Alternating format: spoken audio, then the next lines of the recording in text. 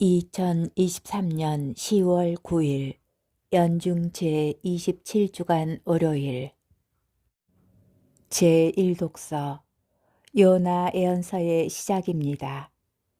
주님의 말씀이 아미타이의 아들 요나에게 내렸다. 일어나 저 큰 성읍 니네베로 가서 그 성읍을 거슬러 외쳐라. 그들의 죄악이 나에게까지 치솟아 올랐다. 그러나 요나는 주님을 피하여 타르시스로 달아나려고 길을 나서 야포로 내려갔다.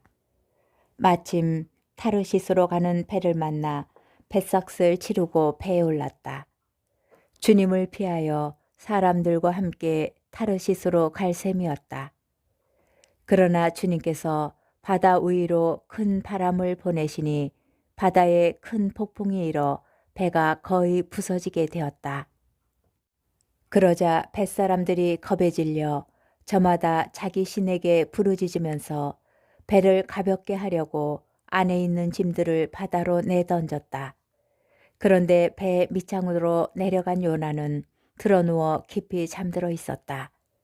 선장이 그에게 다가가 말하였다. 당신은 어찌 이렇게 깊이 잠들 수가 있어? 일어나서 당신 신에게 부르짖으시오. 행여나 그 신이 우리를 생각해 주어 우리가 죽지 않을 수도 있지 않소. 뱃사람들이 서로 말하였다. 자, 제비를 뽑아서 누구 때문에 이런 재앙이 우리에게 닥쳤는지 알아봅시다.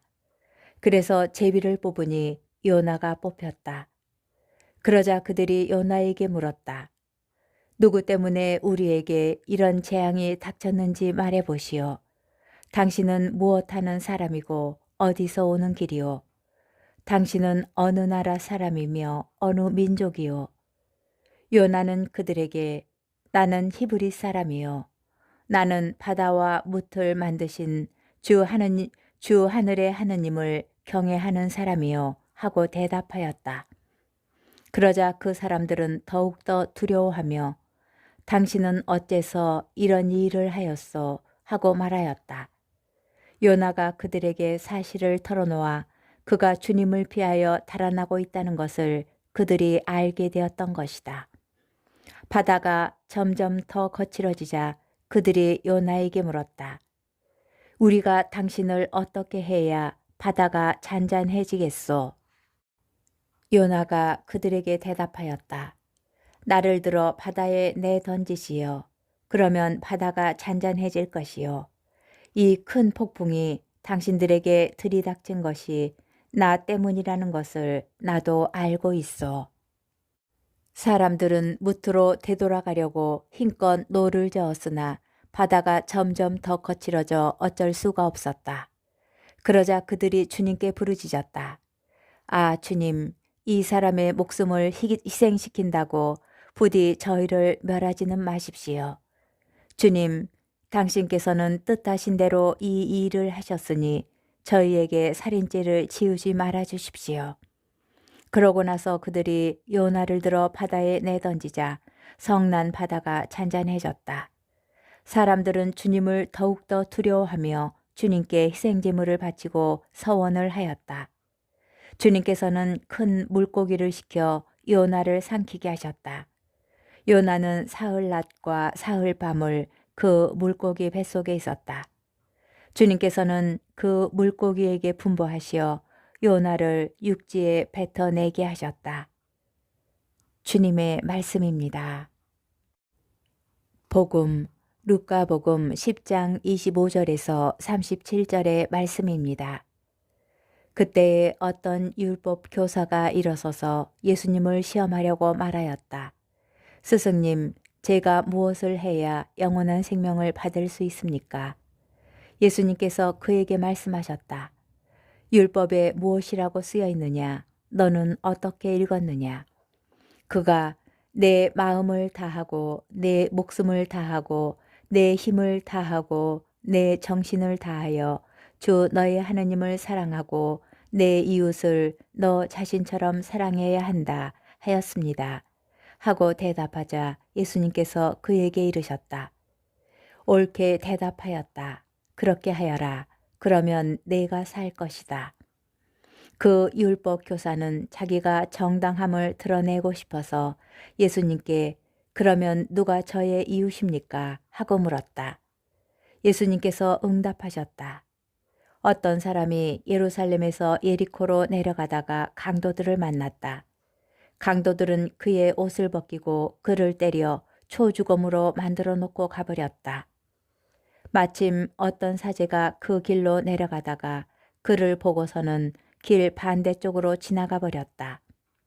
레위인도 마찬가지로 그곳에 이르러 그를 보고서는 길 반대쪽으로 지나가 버렸다. 그런데 여행을 하던 어떤 사마리아인은 그가 있는 곳에 이르러 그를 보고서는 가엾은 마음이 들었다. 그래서 그에게 다가가 상처에 기름과 포도주를 붓고 싸맨 다음 자기 노새에 태워 여관으로 데리고 가서 돌보아 주었다. 이튿날 그는 2데나리온을 꺼내 여관 주인에게 주면서 저 사람을 돌보아 주십시오.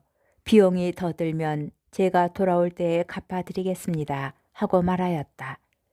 너는 이 세 사람 가운데에서 누가 강도를 만난 사람에게 이웃이 되어주었다고 생각하느냐? 율법 교사가 그에게 자비를 베푼 사람입니다. 하고 대답하자 예수님께서 그에게 이르셨다. 가서 너도 그렇게 하여라. 주님의 말씀입니다. 오늘의 묵상. 오늘 복음에서 예수님께서는 예루살렘으로 가시는 길에서 율법 교사 한 명을 만나십니다. 대화의 상대가 제자들에서 율법 교사로 바뀝니다.